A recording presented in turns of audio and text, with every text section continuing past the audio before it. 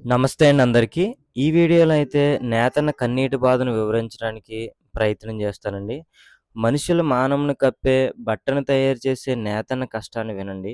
నేను ప్రతి నేతన్న దగ్గరికి వెళ్ళినప్పుడు నవ్వుతూ ఆహ్వానించారు గానీ, వాళ్ళ దగ్గర టైం స్పెండ్ చేసినప్పుడు ఆ నవ్వు వెనక ఉన్న కన్నీటిని తెలుసుకున్నానండి. ఇప్పట్లో అయితే మనిషి కుటుంబాన్ని కొనసాగించడానికి పిల్లల చదువులకి, కనీస అవసరాలకి మినిమమ్ అయితే రోజుకి 500 అవసరం పడతదండి. కానీ నేతన్న చెప్పిన మాటలకైతే నాకు కళ్ళంట నీరు తిరిగాయండి. వారికి రోజుకి కనీస ఆదాయం కూడా అందట్లేదు. చాలా బాధల్లో ఉన్నారని నేనైతే గ్రహించానండి. ఏ రోజు రెక్కాడకపోయినా తర్వాత రోజు పస్తుపడే పరిస్థితండి. కోవిడ్‌కి ముందైతే వారు చేసే పనికి ఫలితం వచ్చేది కానీ, కోవిడ్ తర్వాత వారి పరిస్థితి అస్సలు మీరు ఊహించని రీతిలో ఉందండి. వారు పడే వేదనండి. ఇది ఎందుకని నేను ఆలోచిస్తే చీర ఖరీదు తగ్గిందా అంటే షాపింగ్ మాల్స్‌లోకి వెళ్తే రేట్లు ఆకాశాన్ని అంటుతున్నాయండి. పట్టు చీరల రేట్లయితే మనం ఊహించని రీతిలో ఉన్నాయి. కానీ నేతన్నకి ఎందుకు అన్యాయం జరిగిందని ఇంకా కంప్లీట్‌గా తెలుసుకొని మీ ముందుకొస్తానండి. వారు కష్టపడడానికి కూడా పని చాలా కొదువుగా ఉంటుందండి. ఇంతకు ముందైతే సావుకారు పొడుగు అవ్వకముందే ఇంటికి తెచ్చి వేరొక పొడుగు ఇచ్చేవారండి. ఇప్పుడైతే పొడుగు ఇంటికి తేకుండా వీళ్ళే నేతన్న సావుకారు దగ్గరికి చీరలు పట్టుకెళ్ళి సావుకారిని పొడుగడిగేటువంటి పరిస్థితొచ్చిందండి.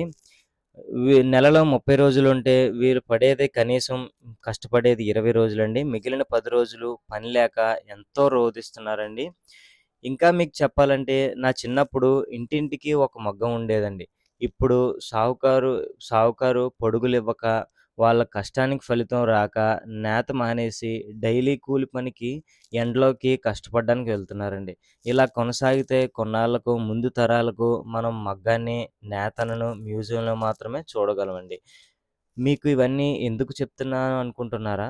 మీలో కొంతమందైనా కనీసం హ్యాండ్లూమ్‌ని